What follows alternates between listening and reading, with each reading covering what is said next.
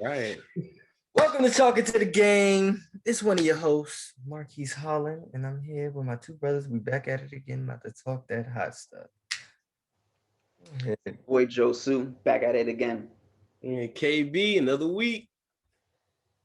And we're gonna get just right into it. We about to dive in with the NBA trade deadline. How do y'all feel about these trades and what's going on? What's shaking?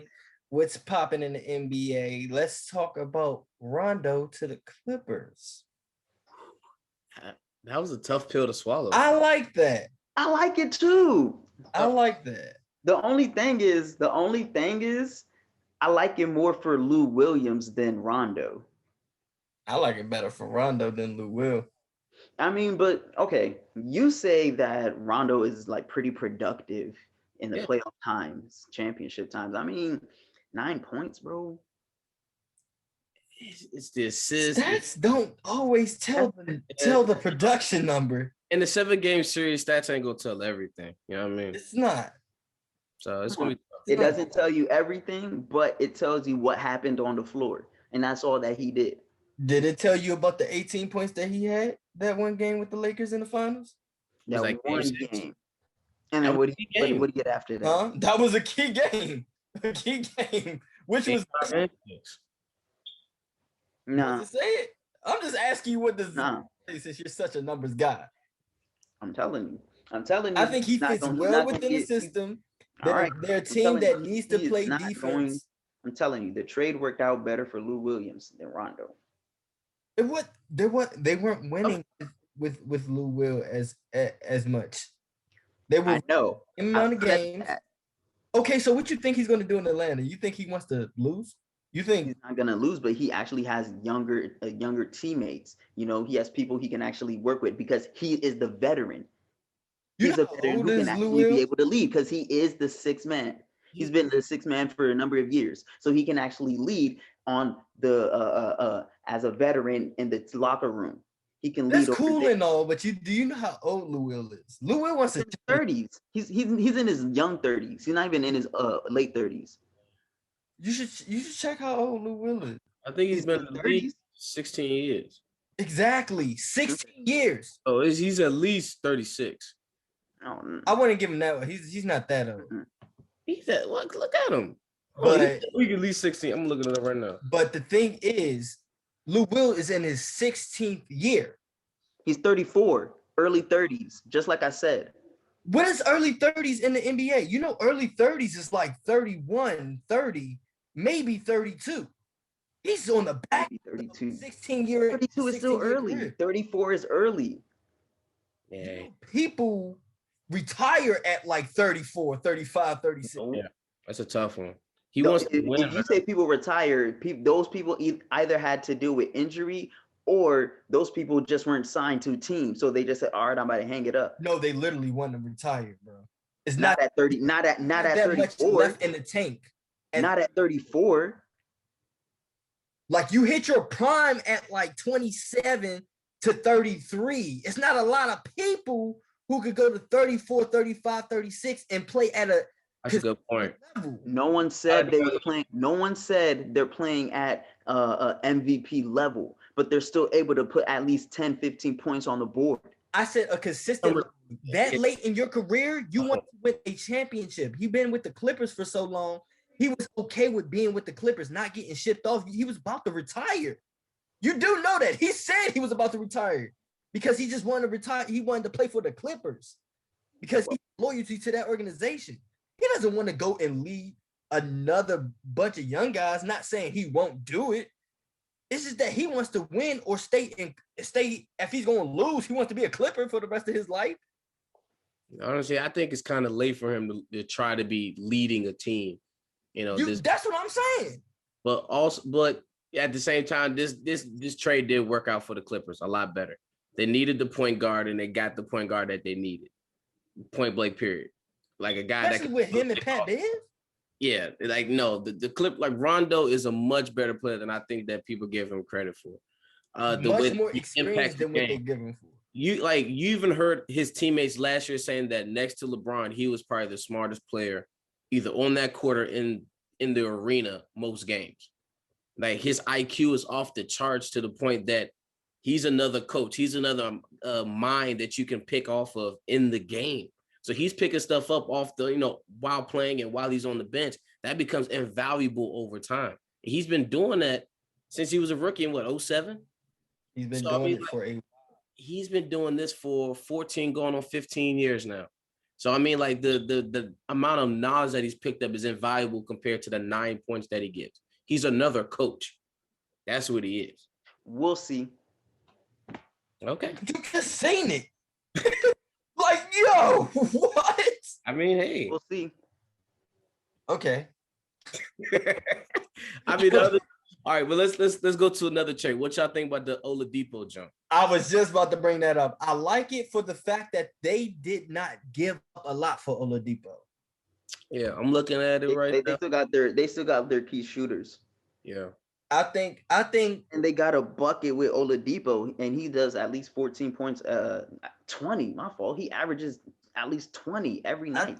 I think if he stays healthy, I think he could be that first engine Miami needs. Because sometimes Jimmy Butler like to start late. I don't know why he popping in the fourth quarter out of nowhere. You know what I mean? Yeah. But he could be that initial spark that they really need, where Jimmy Butler could just be like, okay, now it's time for me to finish it off, while Bam and Victor is getting it done first half of the game, and then here comes Jimmy Butler to finish it off. But y'all think about the impact of that trade. Now you got two crafty guys, two mid-range guys, Jimmy Butler and Oladipo. You got two 3-point threats off rip with Duncan, and you got Tyler. Goran is a good scorer as well, but he can also facilitate. Bam is back there. I mean, like, they got a good team. They can definitely challenge. They do. My thing about them though is that Goran is not playing as well. Like, I don't know what's going on with Goran Dragic situation. I don't know how it goes from him leading in the playoffs as their leading scorer to now he's back on the bench and he's not leading in any category. I think he was a key piece. I think for them to get back to that, he has to be another key piece for them, because he was just so good in the playoffs. I don't know how Kendrick Nunn's going to play in the playoffs. That's probably just when they need him, honestly. Last year in the playoffs, he didn't play all that well. So I think once they made that transition to the bubble, everything changes. Maybe he will pick it up. Maybe we'll see a different Kendrick Nunn now that it wasn't that layover.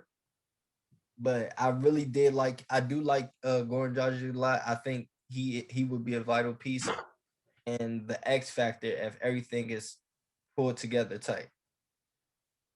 I agree. What was another good one? Of course, you got Andre Drummond to the Lakers. I think this was the biggest signing by a team that's going to impact the game. Aaron Gordon. LaMarcus Aldridge. No, it was man. Aaron Gordon. Did they get my thing is, did the Nets get exponentially better? Like, did they really get better? No, they didn't get nowhere near better. Right. So I mean, like, was that a good pickup? Not necessarily like 5 years ago, Marcus. That's totally different. I don't like Aaron Gordon for the LaMarcus Aldridge didn't lose for the simple fact that you just had Jeremy Grant. I thought Jeremy Grant was a way better piece. I think you're trying to make up for the fact that you gave up Jeremy Grant. Yeah. And Aaron Gordon is not that guy for me to fit that system. He's not as smooth. I think he's more powerful than Jeremy, less smooth than him. But I still think he's done points wise. Not the points wise, but Jeremy Grant was a defensive stopper as well. Okay. Lacking on the defensive end. He was long, he was lengthy. Yeah. Aaron Gordon doesn't bring that dimension to the team. That's why instead of you're trying to replace somebody who you're not going to be able to replace. There's only a handful of guys who could do what Jeremy Grant do, and he went to the Pistons and he's doing a lot better, scoring points. Like, he improved a lot more. But my thing is, you're not going to replace him with Aaron Gordon. I think the whole LaMarcus Aldridge, I don't think he was a fit. I don't like the Blake Griffin one either. I don't like both of those signees by the Brooklyn Nets. I thought they should have got Andre Drummond. I thought he would be the X factor for any contending team. For the simple fact, this man is a walking 2020. Easy. And I'm so confused on why people like teams weren't chasing him. I feel like right now the Lakers, if healthy, goes back to back just by that signing. It's gonna be good. Because of the fact that he plays defense, he plays offense, and he's a 3, 4, 5-time rebound leader. Yeah. In his career. In the last full year he played, he was like 14 rebounds a game. Yeah. For the fact that people didn't pay attention, good shot blocker, or they weren't competing to get him in the market, it was disrespectful. Definitely disrespectful. I think he could go to any team. Like I said, he could go to a plethora of teams right now, and they can win. I think if he went to the Heat, they would be coming out the East. Him and Bam, that don't make sense. I think Boston, he would definitely that would be a huge impact for Boston. Yeah, Boston would have became a win. He changes the makeup of so many teams. You know who else? The 76ers. Brooklyn would have signed him. I think if Brooklyn signed him instead of the other two, it completely changed the dynamic of the team. Like it's no way you lose now. I think you still can lose. I still think you are not able to come out the East with this team unless your 3 superstars are playing to the best capability that they play. Because I don't see Blake Griffin and LaMarcus Aldridge making that big of an impact. I just don't. So you sound quiet over there, man. You quiet, man. What you think, man? I mean, with those trades, it was just like, all right, but I don't think anything's going to happen with the Nets. I still think the Lakers are going to win it, especially since they signed Andre Drummond. I said it before the season started, the Lakers are going to repeat. And with them signing Andre Drummond while Anthony Davis is out, they'll be fine. And with LaMarcus Aldridge, as a Spurs fan, he's inconsistent. Today he'll give you 20, tomorrow he'll give you 10, the next day he'll probably give you 30, and then after that he'll give you 5. And I'm just like, all right, bro, okay, you're not doing anything. And he's pretty old too, so I'm like, all right.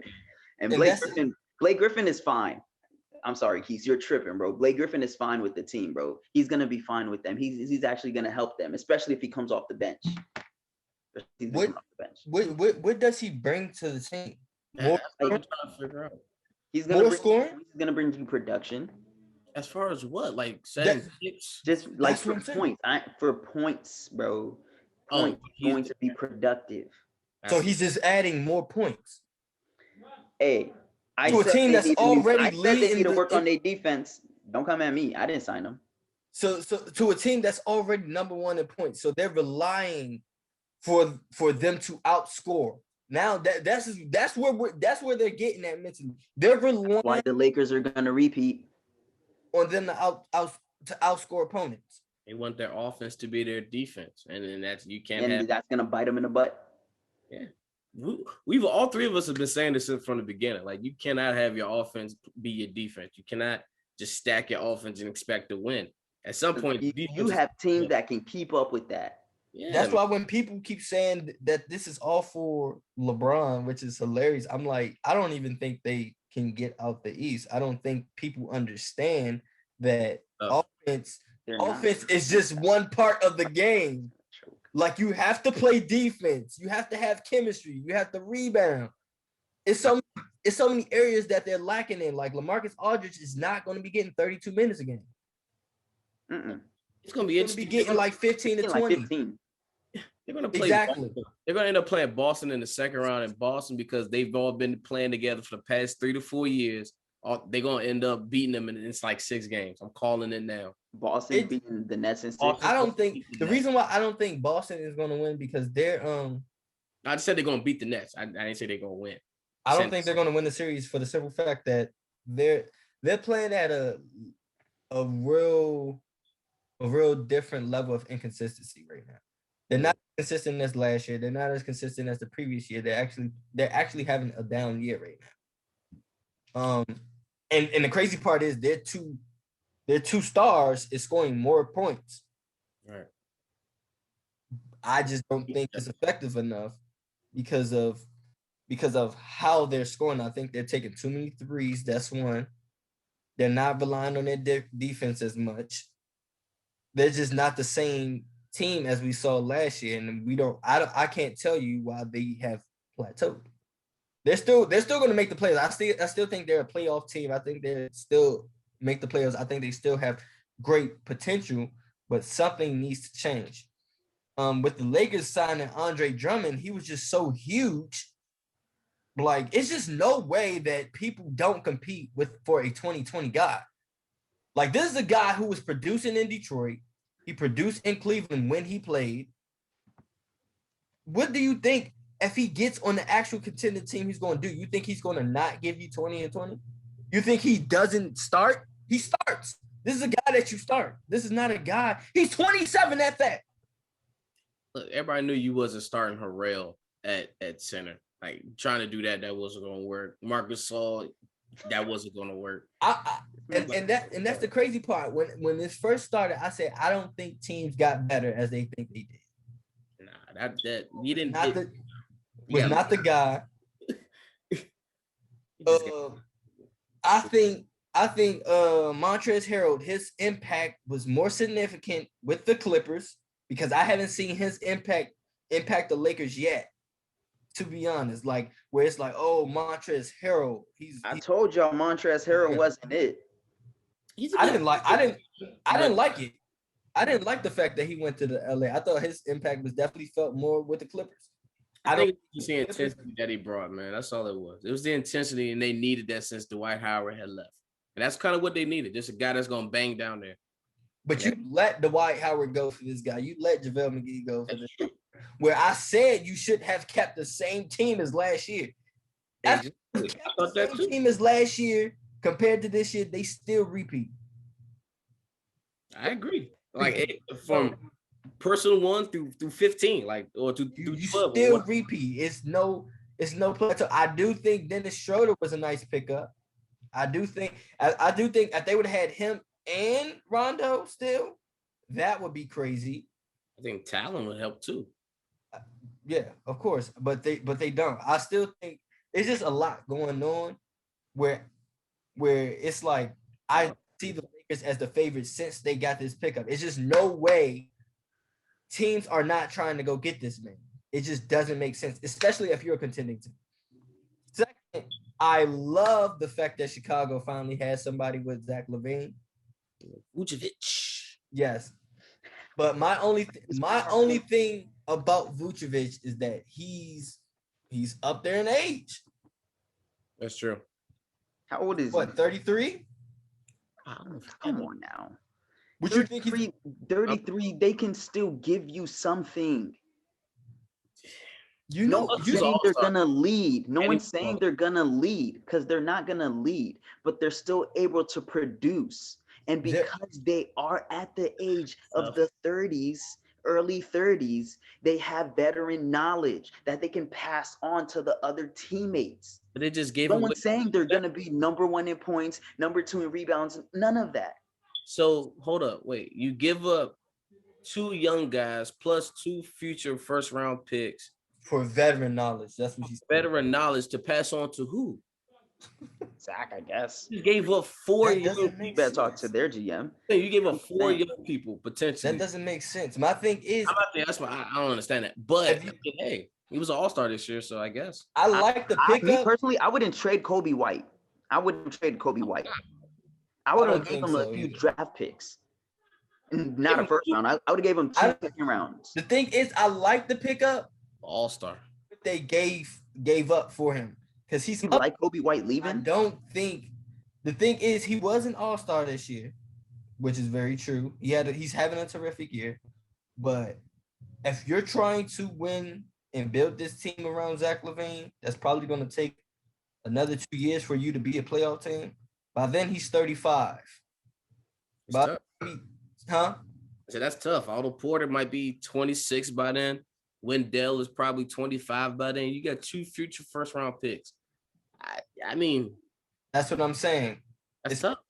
As Zach, probably in a rebuilding mode. That doesn't make sense to give up those picks and them players for him. But at the same time, I like it. At the same time, it's just a weird situation. Yeah. You don't know what he's going to do these next 2 years because he's up there in age. This might be his best year. He might plateau next year because he's 34. He's gonna be 34. He's gonna be 35. That's what I'm saying. He's up there in age. Yeah. But I do like it for like the time being. It should be fun to watch. But for me, those was the only interesting trades and signees that I've seen. Honestly, I don't like anything else that happened. I'm looking now. Like I don't like anything else that happened. Honestly, nothing else was really noteworthy. You know what I'm saying? Like it wasn't really eye-opening, like the whole Gary Trent and stuff. I mean, JaVale McGee is going back to Denver. I mean, if you want, that's nothing though. Hey, JaVale McGee, man, he's a good guy. Yeah, I think JaVale McGee would be great. I think JaVale McGee would actually bring a little interior defense. But my thing is, I don't think he's the piece that they're looking for. I think him paired with Aaron Gordon could equal a Jeremy Grant, but in a sense, as far I can see that. But as far thinking about it, I'm looking at it now. Evan Fournier was traded from the Magic to the Celtics. I don't like that though. Like they didn't need another. They don't need another bucket. I mean, I don't know, man. The Magic get so they traded Jeff Teague and two future second round picks. So they give up a point guard and 2 future second round picks for. Like it's cool and all, but Andre Drummond was what you needed. Yeah. Even if you get JaVale McGee, you know what I mean? Like, no. Yeah, a big man who can protect the rim. They don't even have a big man who can really protect the rim. JaVale McGee ain't protecting much. You crazy. Yeah. You crazy. Who was the center on the last 2 Warriors squad championship teams? On the Lakers don't last year. I was about to say you didn't even have to go back. Was he the one that was leading them in blocks and rebounds? You said what? Was he the one leading them in blocks and rebounds? Just because you don't lead him don't mean that you're not a presence. Plus, he has asthma. He can't play that long. So, I mean, at the end of the day, he is a 3-time champion. Bro, I promise you, JaVale McGee, no. Andre Drummond, yes. You ask LeBron, I promise you he'll pick up. So why isn't he still on the team? Because he just had him 2 years. That's what I'm saying. What? You can't resign him? He wanted to go somewhere else. Why would you want to go after just winning the championship to another team? To go same reason why he wanted to go somewhere else after winning one with Golden State. As soon as they won, he went to the Lakers. As soon as they won in 2018, picked them up. Doesn't matter. They won that year. He left and he went to another team. It's the same thing. It happened. And then he won 2 years later. It's not like he won the next year. He won 2 years later. Yeah. So he went to a different team after he won. I mean, at the end of the day, it is what it is. You're messing me with that one. He's definitely a presence, bro. He is not a presence. I promise you. You're crazy if you just don't think he's effective in the game. Maybe I've been watching that man since he came in with the Wizards.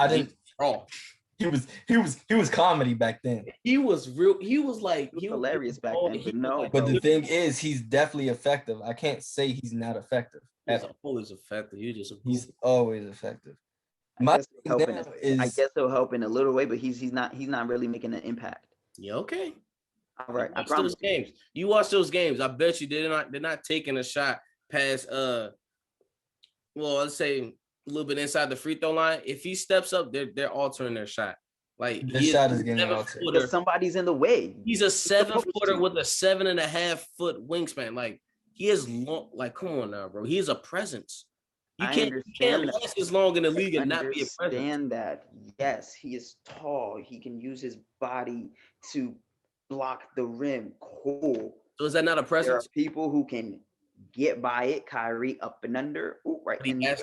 That's one. Jamal Murray can get past that. That's His 2. teammate. Chris Paul can get past that. That's 3. How many times? What do you mean? As many times as they like. No. Unless there's another big man in there with him. Bro, he never played by himself. He either had. Did you watch the finals? Did you watch the Lakers in the playoffs? Yes, I did. So then you can't be saying this. Bruh, okay. Everybody knew as soon as the Heats were in the finals, they were not gonna win. Let's be real. Let's go through the 3 opponents he had before then. He had to play against what was the first series? Denver. No, that wasn't the first series. That was that wasn't the first series at all. It was Portland, Houston. So yeah, let's go to Portland. Portland, he had to face Dame, he had to face CJ, right? And he had to face Rodney Hood and Gary Trent Jr. And it's all crafty guys that can do stuff with at the ball at the rim. He's stopping them. Him, Dwight Howard, everybody. Like, he's stopping them. He's stopping them. Let's go to the next series. Houston, James Harden, Russell Westbrook, Carmelo. No, Carmelo was he was with the Trailblazers at that time. You still had Eric Gordon at that time. I'm like, they still had some guys that were still crafty and trying to get to the rim. He's still a significant presence. Third series, you go to Denver, the team that he's now on. Jamal Murray, like Michael Porter, like, you have crafty guys, and it doesn't mean anything. He's still a presence no matter what. I'm sorry, you feel me? He's an asset. That's all I'm saying. Yeah, you're missing me, bro. No, hold on. You're really missing me. He has. Okay, for the Denver series, he had a few games where he got a good couple of blocks where you need them. It was 6 games total. So what do you mean by a couple of games? 3 games? I would give him. But 3 out of 4 wins. I would give him maybe. Yeah, I would give him that. So 3 out of 4 wins. And then the next series, I'd only give him 2. He got 4 and 3 blocks. Okay, no. Actually, no. No. I only give him 1 because he got 3 blocks. Every other game, he got 1 block and then none. Question. No. Just because you get so just because you don't get a block, it doesn't mean, so it means that you didn't play good defense. What did you do to stop him? No. My question is, because you didn't get the block, doesn't mean that you didn't play good defense. If they missed the shot, does that mean that you played good defense? I'm going over his numbers, and he did not. No, because like I said, they will either pass the ball or, like he said, they'll alternate their shot. You're supposed to do that because that's the game of basketball, okay? But so no, JaVale McGee is not going to be the presence that's going to help anybody. So the point is, because you're having them to alter their shot, what makes it a harder or a higher difficulty. Does that not lowers the percentage of the shot, bro? Does that make you not to mention in those games, how many times did he play over 8 minutes in the Denver finals? I mean, the Denver West 8 minutes. How many times did he play over 8 minutes? Over about 2024. He never played over 2024. He didn't have to. He did though. He didn't, because it's him and Dwight and AD played the 5 a lot. He did play. He played 30 minutes in Game 5. But he didn't do anything that game either. Game 5. Which game? Of what series? 5 with Denver. Game 5? Yeah. That was when AD was AD down? Oh, was Dwight Howard down? I see minutes. I see minutes played, and it says he played 2 minutes. 21 and you said 2 minutes. That's what I'm looking at. At Denver? Yep. Last year in the bubble? I'm gonna let y'all two figure that out. All I'm gonna say 2 minutes. The thing is this: well, you can't always talk about stats because I cannot block the shot. But if I alter your shot, or if you miss that shot just because I'm there, I am a presence. If I was not a presence, you would not have to alter your shot. The fact that he's there and the fact that he's good at deflecting shots without making it difficult on himself by fouling. And he's able to play that long, and he's able to stay in the games and have a career, means that he's a presence. He's a damn good one at that. I don't think he's going to be active in Denver, but I think it's going to be like that. That doesn't get them past the hump of. That's all I'm saying. JaVale McGee not going to be the key player that they need. Why ain't nobody say that? I'm just saying you can't say that he's still not. I'm gonna say because he's not gonna help them get over the hump. He's not the presence that they need. That's what I'm saying. Different thing. That's totally different than what you said. You said he's not a presence. I said he's not the presence they need. Any team he's like Andre Drummond. Any team that he's added on, that team becomes better, no matter what. No matter if it's able to help them, it'd been different. Like if he was traded to the Nets, it'd have been over. Like that's for who? For the Nets. What? Now. Come on. They just kept Jared Allen. You know how they kept Jared Allen, be crazy too. If they kept Jared Allen, yes. But if they got JaVale McGee instead, you don't think JaVale McGee? I don't. You don't think JaVale McGee is doing the same thing? You mean to tell me? Hold on. Stop. Time out. You mean to tell me in the finals versus the Lakers, you got JaVale McGee, who's actually going to be able to stop that Lakers team? Yes. He is not. I think he would. Come out. Who's the 5 that he's going against? AD. No. Who is the 5? AD's going to be back. AD's going to be back. Who is the 5 that he's going against? Like, who is the center that he's playing against? AD. Oh, no. He's wearing AD down. AD not going to survive that series. I got him wearing AD down, regardless if AD still gets 20. He is, but he's gonna wear AD down because he's gonna wear AD down. I'm sorry. All right. All that bumbling down low, he's gonna wear AD down. Okay. So whether he's gonna be able to take all right. I don't know. Bro, all right, bro. All right. I don't think you just doing. I mean, I guess because you're saying he's currently AD's injured and they're resting him. I guess that's what you're gonna say because he's not 100% and you haven't seen him play yet. I know what he can do. I know what AD can do. You really think he's gonna wear AD down? Yeah, because they're gonna throw multiple bodies at AD. That's what AD's bigger than him. 2, JaVale McGee. I'm pretty sure is taller than AD. That's 1. I mean, that's the second thing. And then you're gonna have Jokic probably on AD. To be honest with you. And then the fact that AD has to guard Jokic. 4 and 5. I would put Jokic over JaVale McGee to defend. Same size. That's crazy. I wouldn't. Why would I need Jokic to defend? First of all, Jokic is not a great defender at all. I was just talking about as far as weight, just wearing them down. That's it. But as far as defending them, you put JaVale McGee on them. Let's be real, JaVale McGee. Come on now. If you're going to wear AD down, why would I not have JaVale McGee on him as a defender and then let Jokic go at him on the offensive end? You make him play offense and defense. Either way, you still got a good 4 and 5 combination. Whether you regardless if AD gets 20 points, because it's not like JaVale McGee is going to hold him under 20. I didn't say that. I said wear down. That's all I said. Wear down. Good game. You ain't stopping AD. I'm sorry. He's a good. No, we didn't say he's stopping him. Wear it down. AD is 28 compared to JaVale's 33. Who is wearing who down? So we just talked about a guy Vucevic being a fucking franchise player. I mean, who said that? We just talked about him going there and then helping turning them into a contender. I mean, I didn't call him a franchise player. That's what they're bringing him to be, a 1B right about now. Yeah.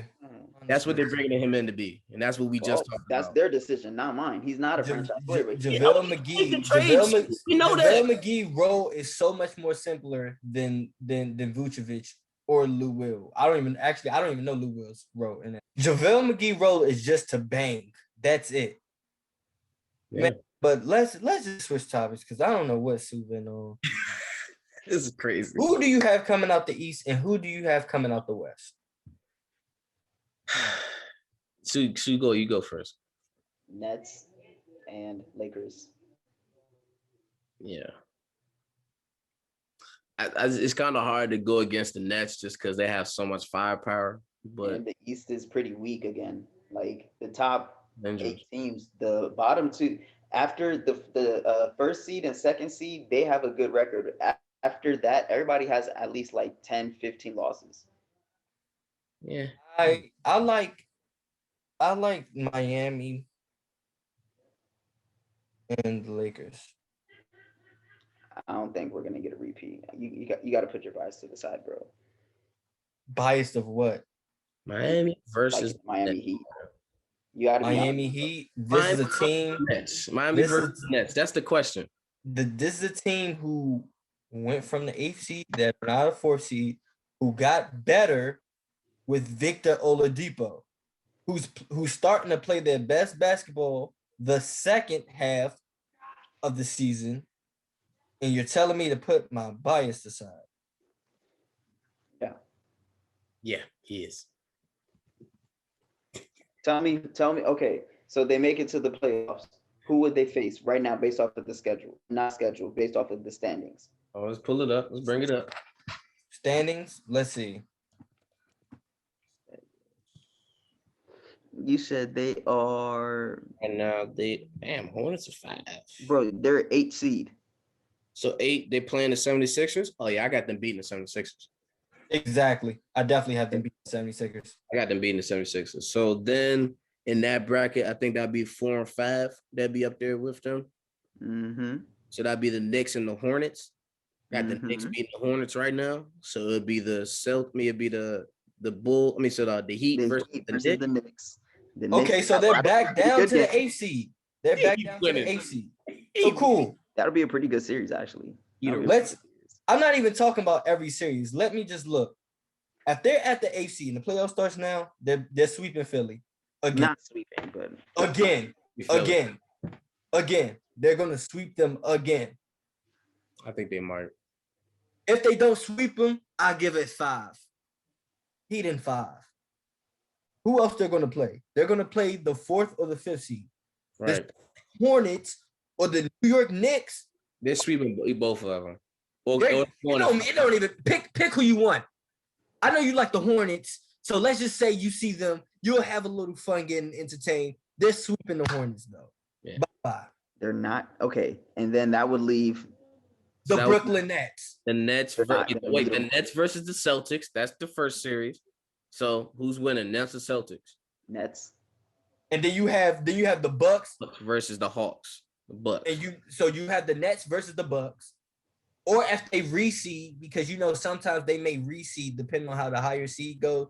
So maybe the Brooklyn Nets might end up playing the Heat instead of in the second round, instead of like it being them facing the conference. Right. Because of the whole reseeding and making sure the Nets get the least best team, supposedly. So they would probably maybe play in the Eastern Conference semifinals, and if they do, that would be the Eastern Conference Finals, where whoever wins goes to the finals. And I think the Heat will beat the Brooklyn Nets. Nah. If they're playing their best basketball. Look, the thing is, the Heat have offense and defense. I see the Nets just having offense, as great as it may be. There's going to be times where that is just not going to be enough. It's just not going to be enough. Like, what's going to happen? 7 seconds left on the clock. The Nets are up 1. The Heat got the ball, and they taking it out in the front court. Like, you got to defend. Do you think they have any defenders on their team other than Jeff Green? And Jeff Green is getting old. They're gonna do it. They're gonna try. They're gonna try them to make it to the finals, because like you can try they're or a you win-down won't. team, so they're gonna make it to the finals. Now, question: to the finals. Flip the roles. You got Miami on defense. You got Brooklyn on offense. I give that a fighting chance. Yeah. Yeah, but then again, you have a lot of shooters. You have a lot of shooters on the other team too. Wait, hold on. Yes, they have good defense. So, but then again, you have a lot of shooters on that team. So when they notice how they got the paint sealed up, all they can do is shoot. And then you actually have Kyrie's a pretty decent defender on the perimeter. James Harden will be in the face. KD will be there right in the paint. You'll have people there. I'm not saying they play the best defense. I'm not saying they're going to play the best defense, but they will be able to stop them. The problem is this. You just brought up a good point. They have a lot of shooters, so they're not going to pack the lane. You're going to have to go ISO ball because they're spreading out the floor. You're not going to give an open shot to Tyler Hero at the end of the game because you're packing the inside. You don't want an inside bucket. You're not going to do that. All right. So what they're going to do, they're going to have to go ISO ball, and it's going to be Kyrie or James Harden on somebody, and it's going to be interesting to see how that works. It's going to be Kyrie on you. They got you. I mean, like, there's no way if you pack the inside on me, and I got Tyler Hero and Duncan Robinson, Goran Dragic, Victor, and Jimmy Butler just as a final possession. Great though, bro. That's the thing. You have to knock down one shot. That's the problem. It's a lot. When they don't consistently, you're gonna get frustrated. There's no consistently. It's knock down one shot. You have the thing is, I think you think that Miami has to play like Brooklyn Nets when they don't.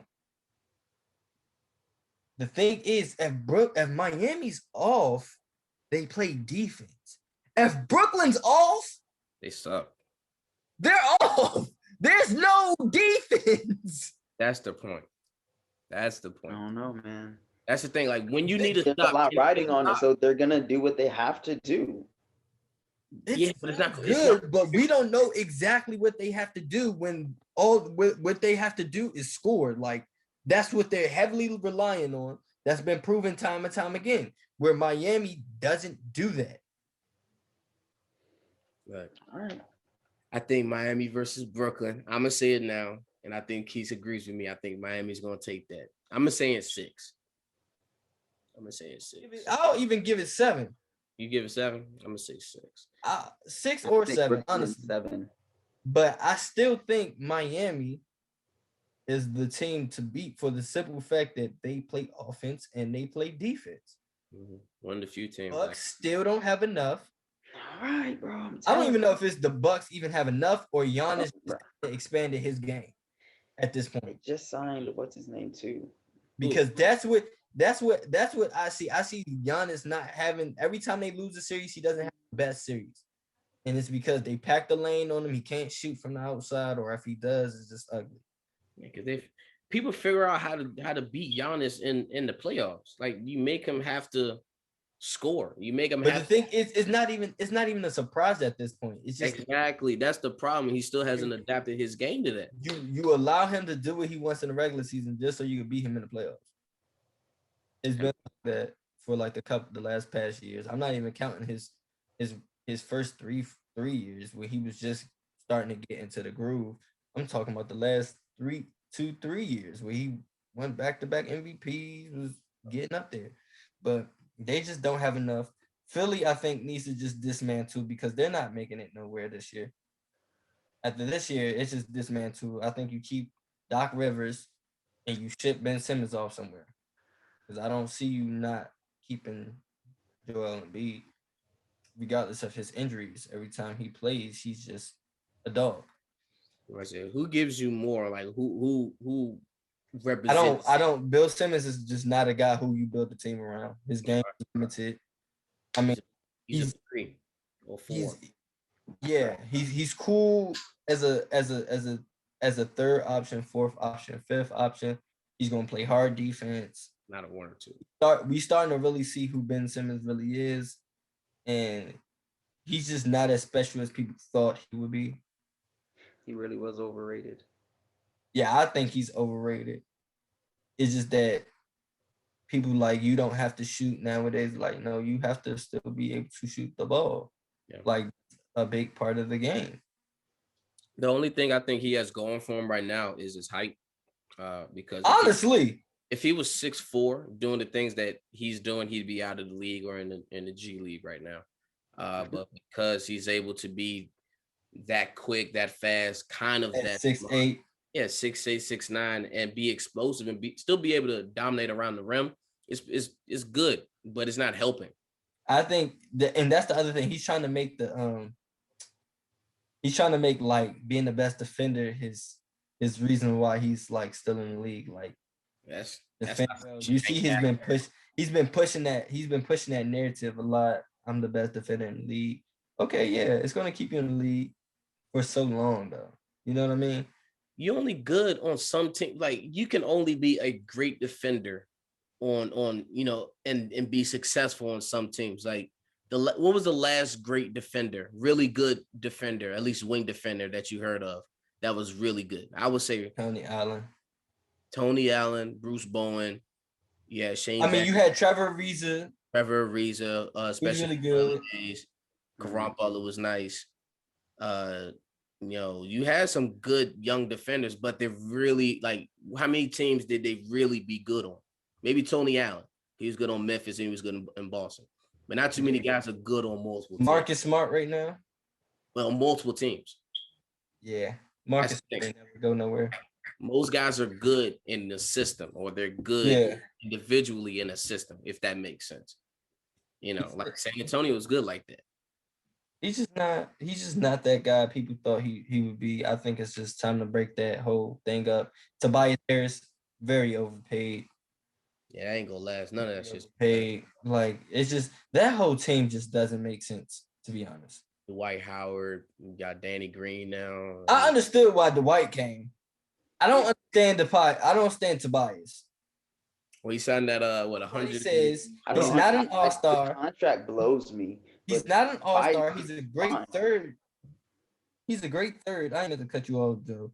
But he's a great third. He's just not that piece. I think he would be good where maybe Atlanta. Like, let's see if he's really that guy that he think he is. Go to Atlanta with. I think Sacramento, he'd be all right. He's not that guy. Yeah, I don't think he is at all either. No, I think he'd be good. He's literally a third option. Exactly. But the thing is, because he's actually a third option, and once he knows his role, yeah, right, he can actually produce. But I'm not gonna pay him that money. That contract was exactly. But he's good where he is. He just needs to continue to produce. He's good where he is. Yeah. But it just doesn't make sense. Now the contract was trash.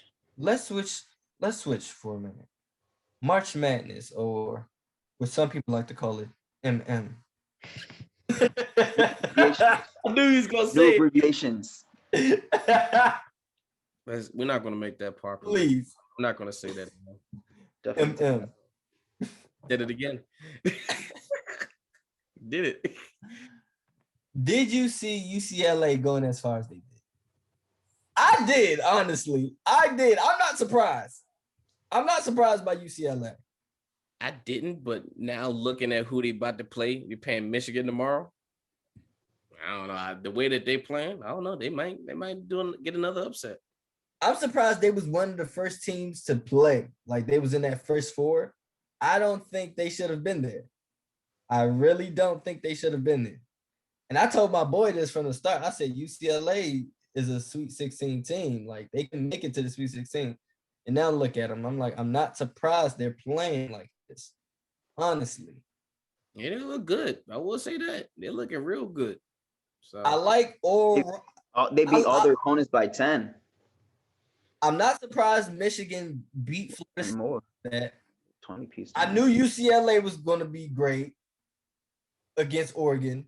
And I knew Gonzaga was, everybody knows, whatever you think of Gonzaga, that's who they are. You know what I mean? Like, if you think they're a championship team, that's a championship team in Gonzaga right now. You hope so. Like, it's not many times a team went undefeated though. So this is definitely going to be a long road. I don't know. But I think cool. To me, they're the best team, regardless if they don't win it all or not. They're the best team. It's just that team had your number that day. You only got to win once. I thought Oral Roberts would be in the Elite Eight, though. You thought it was continue that? The reason why is because I said this last time. That strength of schedule. I said it was all set up for them to play Arkansas again and beat them. Arkansas won by the skin of their teeth. Arkansas was scared. It was like 1 point. Scared. The thing is, Oral Roberts has nothing to lose once they entered into the tournament. But because of their schedule, when they first started off, if you didn't pay attention to who they played before they entered March Madness, then you wouldn't know. Now you seeing all that work in the beginning of the season pay off from playing those teams in the beginning of the season, pay off on the long run on the back end. That's true. I think Loyola Chicago, I think they had their run, Sweet 16. I think that was the best for them. Like, I didn't think after that they weren't going anywhere. It's just they didn't have the strength. I didn't have the faith in them as I did with Oral Roberts for the simple fact that they didn't have the same schedule. UCLA, but let's talk about that UCLA Alabama game though. Man, you send it into OT. Yeah, that was crazy. Into OT. 23 points. 23 points in OT though. 23 points. That's crazy. That's man. They had a hell of a game. I'm looking at the box score right now. You had two guys with 17. You had Jules and you had Jamie. The thing is, they came back from 11. 8 at halftime. They was down 11 at halftime. Wow. Crazy. Six players scored in double figures, bro. Yeah, man, they weren't playing. This is why collegiate sports are better, because everybody plays their hardest. They play till they can't play no more, because it's literally next round or go home. In the NBA, you got some time. You know, our first team in the Final Four is the University of Houston. They won. Yes. I was about to smack Arkansas. I don't like Arkansas to get to the Final Four at all. So it's gonna be Houston and Baylor. Baylor's up at the moment, but I like Baylor to beat Arkansas by 20. If they don't, at least by 10. Baylor might win, but it's early. I don't know. Yeah, it's always early in NCAA. You know what I mean? Once March Madness, doesn't matter what happens at halftime. You might upset them. Hold on. Who do you have winning the UCLA game and the Gonzaga game? I got two. That is going to be a hard game. 2 upsets. I'm calling it. Who? I got UCLA and I got USC. That's what I was going to say. The thing is, I don't have Gonzaga losing to UCLA, but if they play USC, they're playing USC.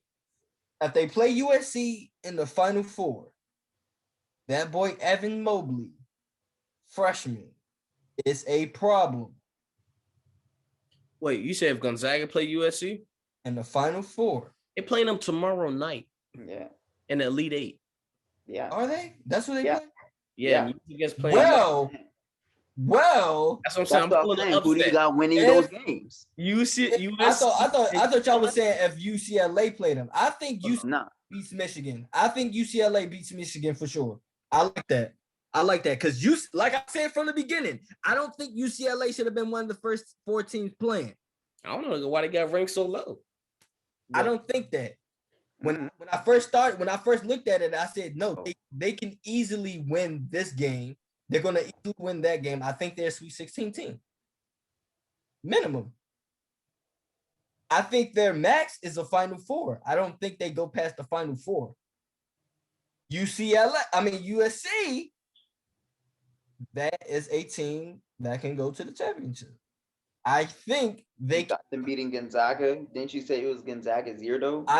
I do, but if they lose to a team, I think it would be USC for the simple fact that they have this big guy, Evan Mobley. Look him up if you don't know. Pac-12 freshman, Pac-12 defensive player of the year. That hasn't been done since AD been in the league. I mean, been at Kentucky, and we all know how that turned out for the Wildcats. That's no championship. So now it's going to be a great game for the simple fact that their best player is in the post. USC best player is in the post, but Gonzaga has so many weapons. Yeah, if USC weapons show up against Gonzaga weapons, it's going to be entertaining. It's going to be a great game. It could possibly be an upset, but I wouldn't really see it as an upset. 2 upsets. But if they win, if Gonzaga gets past them, I think after that it is smooth sailing until the championship game where they should play Baylor, and that would be the game that people didn't see when they were supposed to play in the beginning of the year. So it's gonna be what? Battle of LA and the Battle of Texas? Yeah. Damn. I got yeah. This is gonna be good. Final Four. But yeah, I don't know why, but I feel like Michigan might get an upset. Maybe. I don't know. Oh man, I like Michigan this year, but it's March Madness, man. Not exactly. Double M time. But I definitely got USC. Not double M. You got USC. I don't know. It's hard. I feel as though if Gonzaga is going to go out, this is the team that's going to take them out. If they go out, this is the team that can do it. Because if Gonzaga and Michigan both win, that's 2 number 1 teams, and we all know it rarely happens like that. So one of the number 1 teams is not going to make it to the next round. I just think Michigan's not going to make it. Yeah. Okay. I think UCLA. UCLA is a very difficult team to beat, so I understand that, but I think Michigan might pull it out at the last minute. We'll see. We'll definitely see. I don't know. I think I like UCLA and Gonzaga versus USC. I can't decide. I really can't decide on that. As much as I would like to decide, I just can't. Well, we got to wait till tomorrow at 7:15, and then it'll That's for sure. That is for sure, man. Because that's gonna be a good game. I'm telling you, it's no way it is not a good game. If it's not, then God, it's that either means it was a blowout. Them out, which I just don't see happening. I just don't see Gonzaga blowing them out. I can't see it. I can't visualize it. Because their last games, again, USC, like they actually beat them teams by like at least 10, 11. Kansas they blew Kansas out.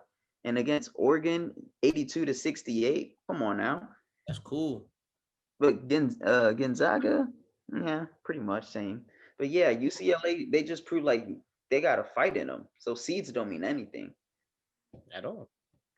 Like I said, I don't think they should have been in the first 4. I just don't think so at all. Wow. It's been proven, as you can see. It might have played in their favor, honestly, for them to be the first 4 to play the teams that they played against, match well against, and still be able to beat them. I didn't think Alabama was that good. So I'm kind of glad that they beat Alabama. I thought Alabama was a Sweet 16 team. But they made it to. When you hear Alabama, you don't think basketball. Come on, it's just dumb. You know they're gonna fold sooner or later. Come on, just get away already. No offense, that's just not them. Man, yeah. And it's gonna be interesting these next upcoming days. We're gonna see what happens. That's all I'm gonna say. We're gonna see what happens, player. But man, it was nice talking to y'all. Another episode in the books. Talking to the game, baby. You know what's going on. I'm your host, Mark. It's your boy Josu. KB, another week. And we out. Peace. Peace.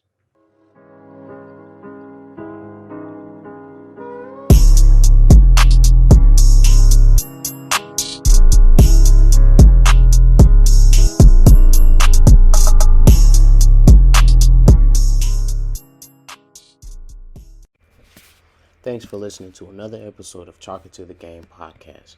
You can find us on Instagram at Chalk It to the Game, Twitter at Chalk It 2 the Game, as well as YouTube at Chalk It to the Game channel.